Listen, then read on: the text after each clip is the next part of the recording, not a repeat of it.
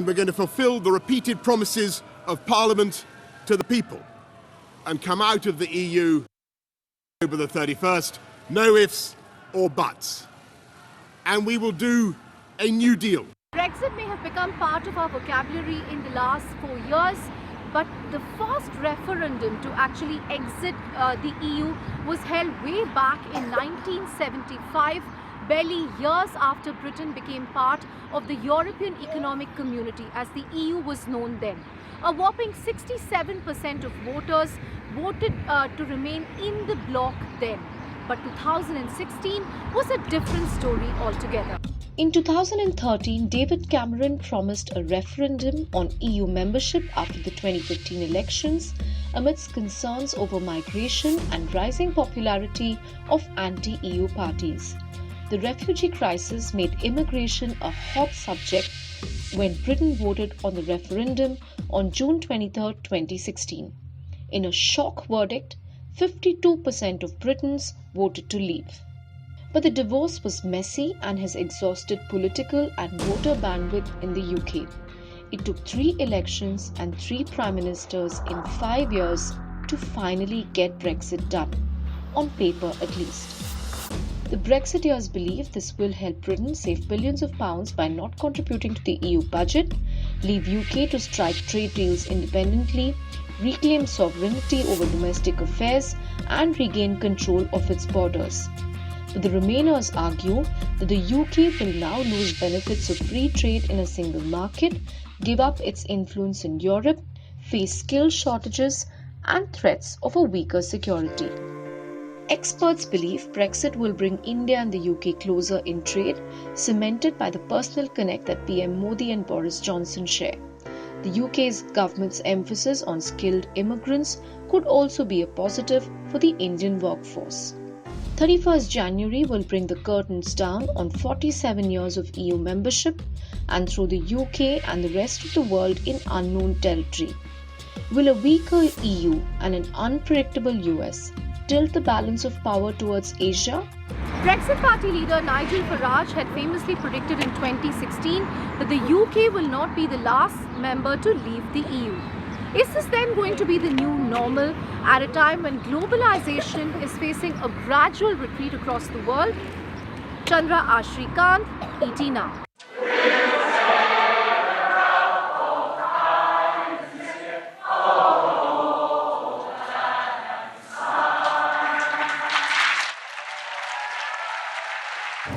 Emotional scenes there in the European Parliament as members of the UK finally exited as MEPs from the EU. Hello and welcome to this special show, Brexit Diaries, with me, Chandra. I'm joining you right from the heart of London here in Parliament Square to bring you a 360-degree perspective on what Brexit will mean both for the future of Britain as well as its impact on emerging markets like India. Remember, over 840 Indian companies operate here in the UK, employing more than 1 lakh people. What impact is Brexit going to have on this? Let's kick off the show then with a veteran economist and a member of the House of Lords, Lord Meghnad Desai. I caught up with him to understand the impact of Brexit and also his expectations from the union budget. Listen in.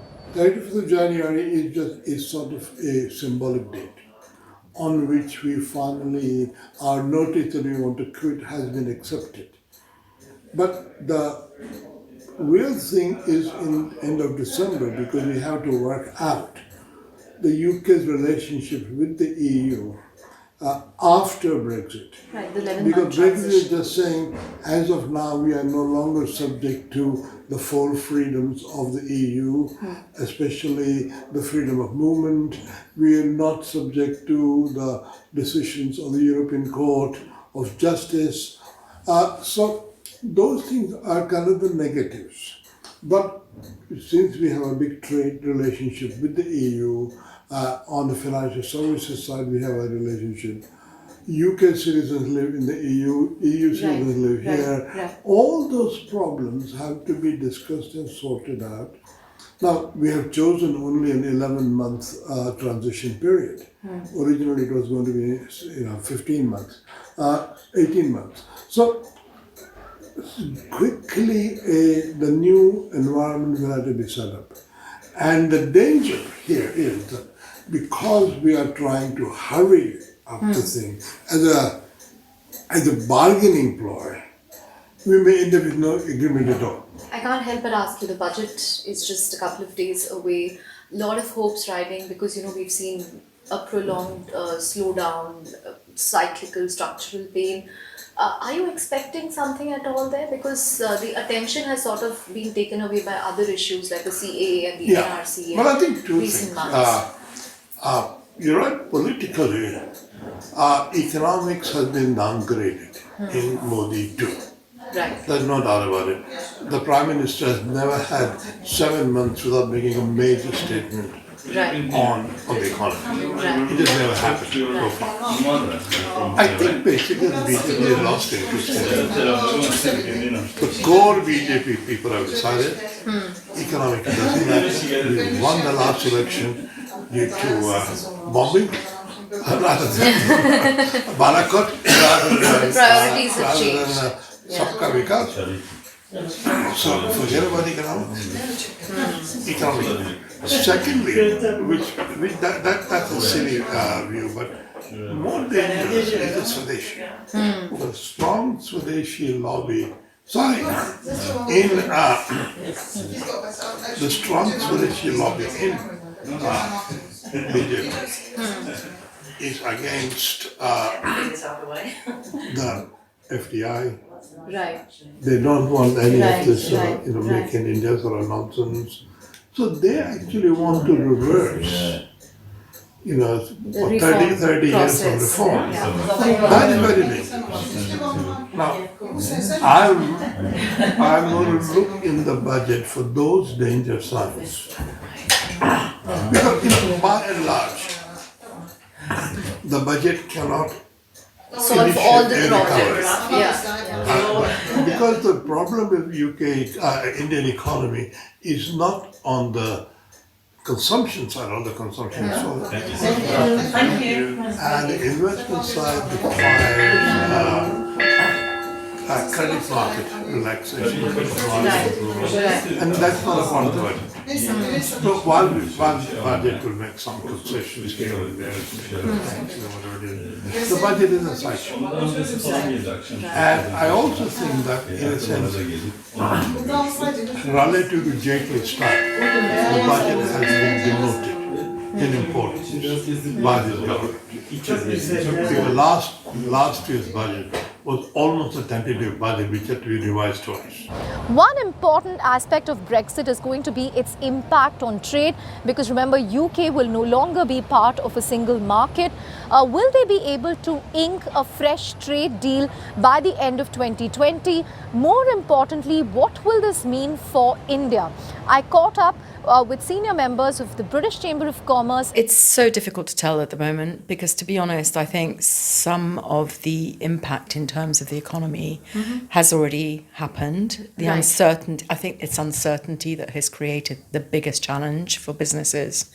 So I suppose the one positive thing in terms of what's happening this week and going forwards is that uncertainty has lessened. We know what the roadmap is beginning to look like. But there's still going to be 11 months of transition. Yes, so people and in negotiation, and actually it's uncertain in terms of what the final outcome will look like, but at least we're working towards that final outcome now.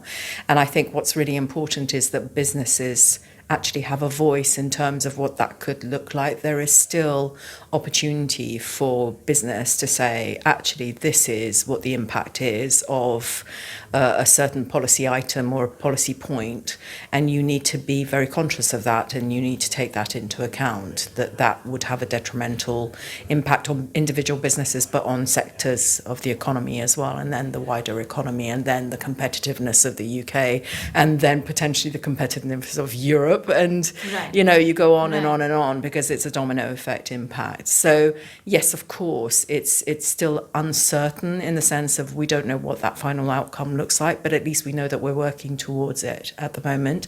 And what we also know as one of the big business representative organisations in the UK, and with a growing network of British chambers across the world, members of the British Chambers of Commerce, we can get really good insight into what the UK business community needs for the future relationships, be it with Europe and the rest of the world, but also what British businesses or British international businesses on the front line across the world also see as the right way forward, Right. because they're impacted just as equally as UK companies. What impact is this going to have on immigration? There's been a lot of focus Yeah. on how they will welcome people with high skills, but that's not the only sort of Yes. skill set required to drive the economy. You need people with all sorts of skills. So do you Absolutely. fear skill shortages or labor shortages in the short term? I think we're already seeing a little bit of that. I've never seen quite so many adverts for jobs in coffee shops or bars for, you're talking about the lower skilled sort of end. You're already beginning to see a lot of that. And a lot of companies are already saying that actually access to labour and access to skills and unskilled labour is becoming a challenge. But to be honest, before the whole Brexit discussion started, I remember that companies used to talk about, when we used to talk about European competitiveness, they used to talk about access to skills and talent as being a challenge anyway. This is not a new phenomenon. I think what's happening is that the impact of the rhetoric and the fact that EU workers have left, many of them have left and gone back, not Correct. many, but some have. I think that's certainly an impediment, and it is a challenge, and it's causing some short-term and potentially long-term problems. But the whole subject of access to global skills is a global phenomenon. It's a problem anyway. Right. And that's to do with education, to do with, the kind of skills that people are learning through school. I mean, we could have a whole discussion just on that subject alone. True.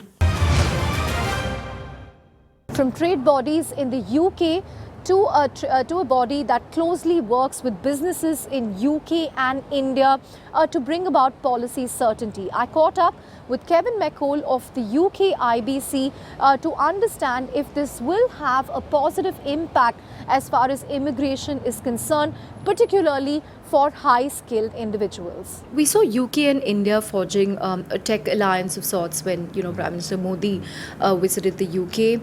How has that really worked? What have we seen on that front, and can we expect more? Because Boris Johnson and Modi have had a good relationship so far. So, do you expect something more concrete on the trade front now that the UK is free to strike trade deals on its own? Yes and no. I think the UK-India trade and investment relationship is going to really take on a new level. As you rightly said, Boris Johnson and Narendra Modi have got on well.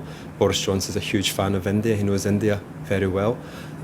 So we expect those two prime ministers to really drive the relationship and take it to higher levels. And there's a number of ways that they can do that. When you mention a free trade deal, it's actually, there's no real demand from businesses, British or Indian, for the UK and India to prioritise a trade deal. What businesses are looking for, British or Indian, are pretty similar. So UK businesses looking at India want to see a continuing in the ease of doing business there. Yeah, and policy certainty. That policy certainty to reduce the regulatory burden, legal complexities. If those continue to be removed, then India will become an increasingly attractive investment destination. Right. Those are things Indian businesses want in India as well. Right. And the same in the UK. Indian businesses looking at the UK, what they're looking for, as I touched on earlier, is that clarity over the UK's EU relationship and how that will affect them. But UK businesses are looking for that as well. And there's another interesting dynamic in the UK that we've seen playing out over the last few years is increased devolution So Scotland, Northern Ireland and Wales have devolved governance since 1999. But in recent years, the major cities in the UK have had their own elected mayors, and they've got their responsibilities for driving economic growth as well. So Indian businesses looking at the UK are now thinking, where in the UK should we be investing? You know, it used to be London dominated, but they're now looking at Sheffield, at Manchester, at Birmingham in Scotland, and they're wondering, you know, how do we navigate this? Who are the decision makers that will help us make the most of our investments? From an immigration perspective, you know, the government's been talking about how they're going to give more importance to skill-based immigration. Is that something positive, especially for IT companies in India?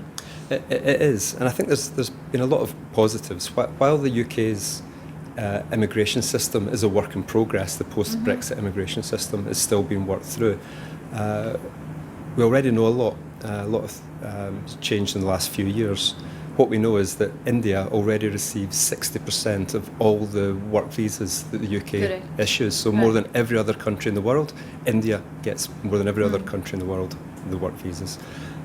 We know that Indian students coming to the UK have been growing year on year. In fact, in 2019, it was over 60% growth in the number of Indian students coming to study here.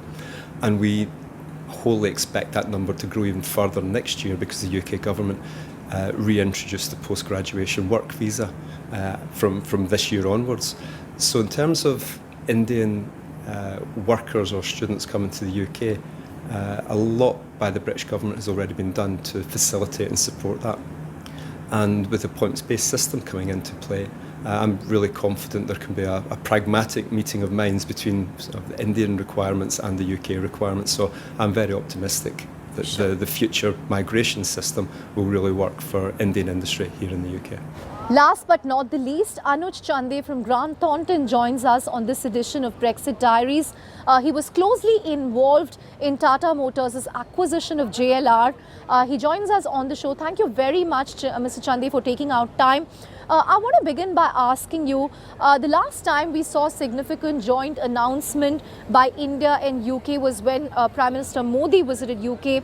A technology alliance was announced. How has that really worked? And how will you take this? How has this been taken forward by both governments? Yeah, we definitely believe that the UK-India relationship will strengthen in the post-Brexit arena, and I think the Indian diaspora that is very strong in the UK will play an important role in providing, as Prime Minister Modi described, as the living bridge between India and UK. So I do see that the potential for collaboration between the India and UK in different industry sectors, and with the support of the Indian diaspora, will strengthen as time goes on and in the post-Brexit arena. Mr. Chande, as someone who was involved in the Tata JLR transaction, can you take us through what impact this is going to have, particularly on the manufacturing sector, because companies will now not have a single market to go after? Yes, you've hit on a very, very good point there. I mean, generally speaking, and it all depends upon sector by sector. For example, if you take all the Indian technology companies which are in the UK, like TCS, Wipro, HCL, etc., Tech Mahindra, the Brexit is actually going to have very little impact, if anything, on their businesses and on their potential. But if you take, as you say, the case of JLR, which relies heavily in terms of its supply chain on Europe, it is going to have an impact, and there's no question about it that there will be an impact in terms of manufacturing in the UK.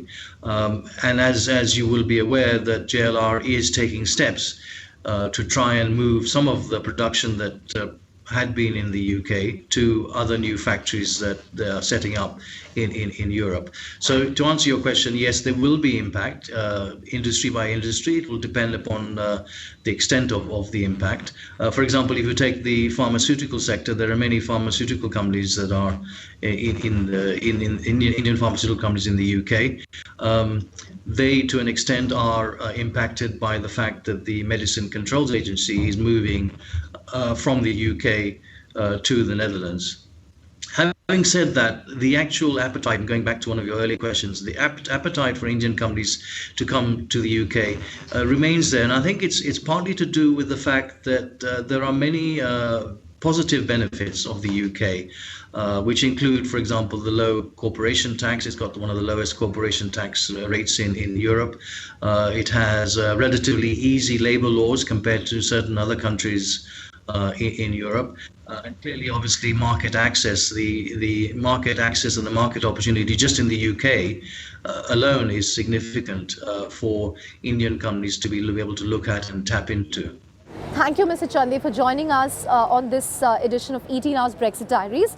That's it from me then, but in the coming weeks, we will bring you more perspective from students, from professionals of Indian origin and other communities on the ramifications of Brexit, because this is a seminal moment in world history with the UK exiting the EU after a period of 47 years. Thanks so much for watching. Stay tuned to ET Now for more news and updates.